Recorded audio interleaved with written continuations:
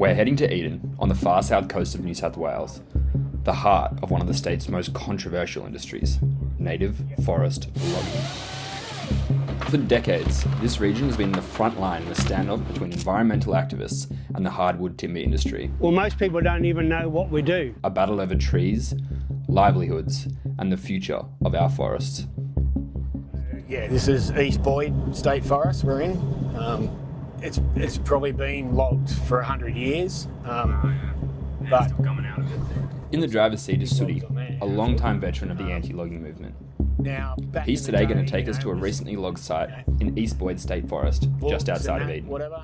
Then they invented the chainsaw,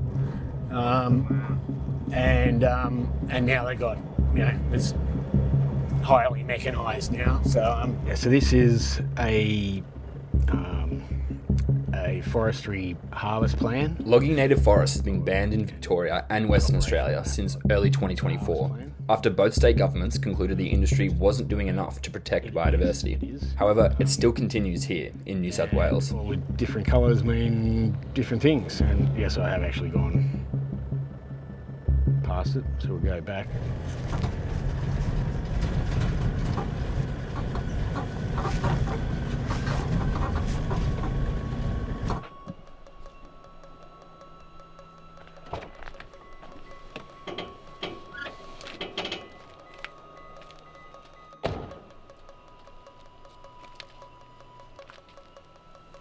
Welcome to the Eden region.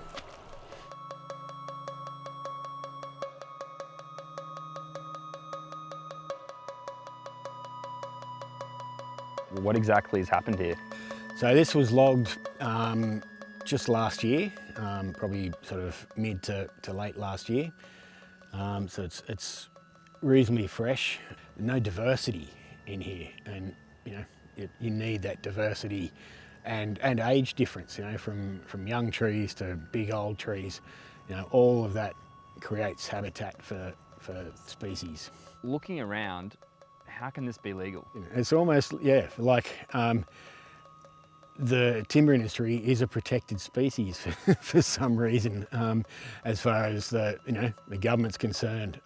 Government is becoming more aware that the native forest logging is a basket case industry. Like it loses money. And Sooty's not wrong.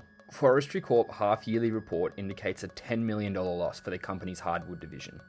And because Forestry Corp is a state-owned entity, this is paid for directly by the taxpayer.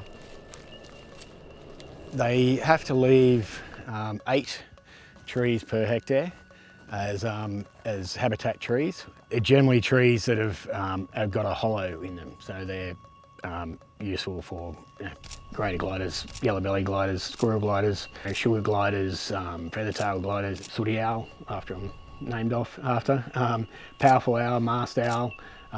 They all require big trees, big hollow. This is definitely not sufficient to, 8 trees per hectare. No, it's nowhere near enough for a species to exist. If we were here at night, you'd hear that, but it'd just be quiet. There'd be no sounds of animals around. So it's time to end logging and let these forests recover. The conflict between conservationists and the timber industry has divided the region's community and identity. For many of those involved, it's no longer just about policy, it's personal. That's a tripod, yeah. Okay. And as you can see, it's pretty dangerous.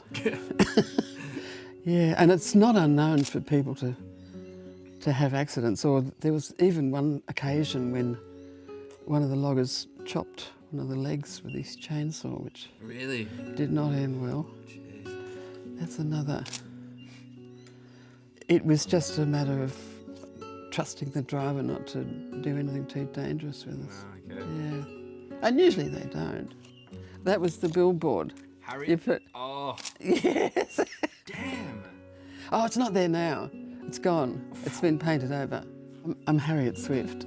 I'm currently actually the convener of the South East Region Conservation Alliance and the principal goal of that organisation and of me personally is to end native forest logging. We probably made the logging a bit less destructive than it would otherwise have been, but didn't stop them, unfortunately. Damn, the logs used to be huge. Oh yeah, and They those were logs that size were turned into wood chips. You know. Really? Yeah, everything going down that road was wood chips. Those pretty big ones on too. the trucks now, the ones you see are Little skinny ones. much Yeah. smaller than that.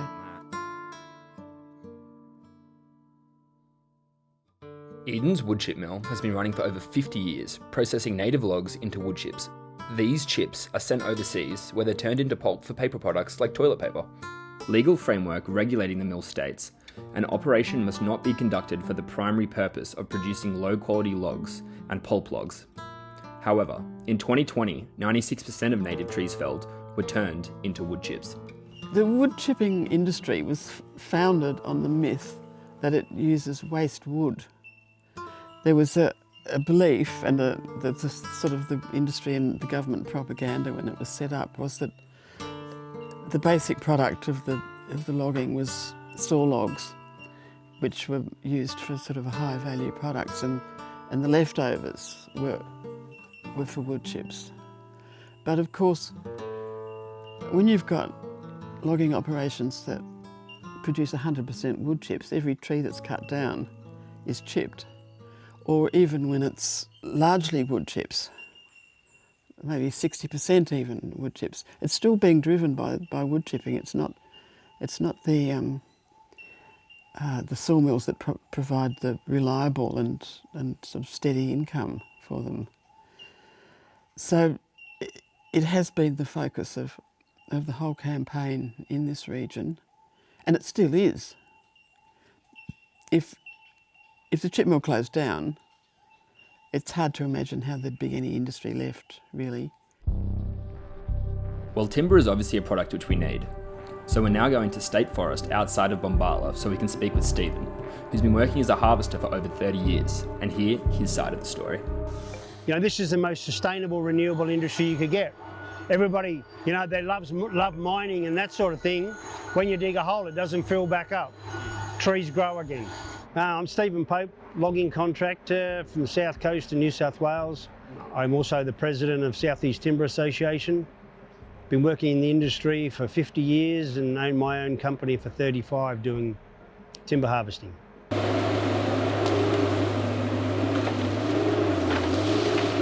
Well, this is one of our harvesters, and it cuts the trees, it falls them, and then barks them and cuts them into lengths.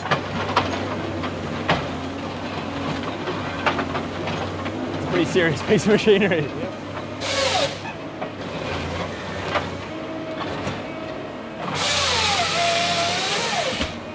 We've got 3 harvesters, and then we've got 3 forwarders as well, and they go down and they'll pick that timber up and then bring it back up and either put it in a stockpile or they'll load the trucks with it.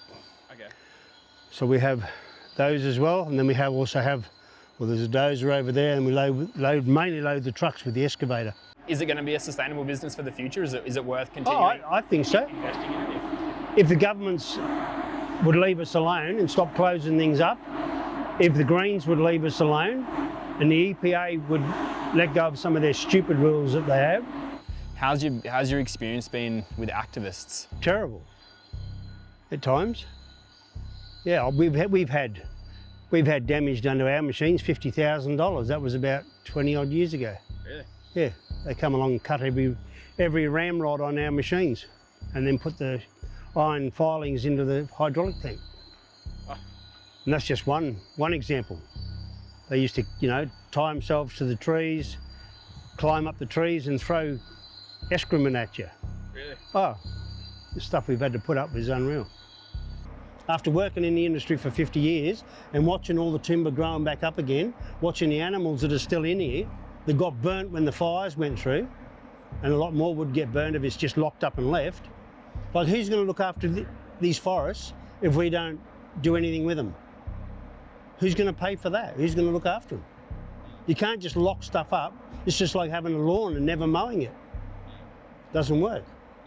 Australian forests have been on this continent for 180 million years. That means that those forests have managed to survive and evolve for 179,930,000 years without people screwing with them. So I simply don't buy this argument that we have to manage forests to save them. Professor David Lindenmayer is one of the world's most influential forest ecologists. With over 40 years of research, he has published 975 peer-reviewed papers on forest ecology and management. The reality is that when we log forests, we make them more flammable. We make them at greater risk of problems like additional wildfire. When those forests are burnt, then we also see an ingress of weeds and feral animals. So this idea that we have to log forests and manage them is just complete baloney. It has no basis in evidence, and it's quite clear the opposite is the case. The industry makes major losses. In Tasmania, its losses amount to more than 1.5 billion. Victoria, more than 1.5 billion. New South Wales will be close to $1 billion. The only reason that the industry survives is that the state government forks out huge amounts of money in the hundreds of millions of dollars every year to prop it up. In spite of mounting financial losses and being in clear decline, native timber harvesting is still considered by some to be an essential industry, one which is tied to regional jobs and identity. We've come to Bega to speak with the mayor and better understand why logging continues to have community support in many timber towns.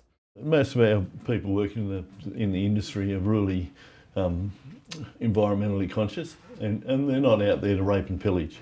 Those days of the 60s, 70s, when it was like that, when you see mass clearing and felling, doesn't occur anymore. It's under strict control through state forests, through local land services, as to what gets cleared. Mayor Russell insists the industry is sustainable in its current form and says it remains both a cornerstone of the local economy and the region's sense of identity. I probably get a bit upset at times that the views are strongly one way or the other, and no one will move to actually see both sides. And sometimes, the common centre is where we should all end up. That doesn't always happen. I totally get that. Whether it's state forests, whether it's national parks, it's how we manage them in the future that's going to be sustainable.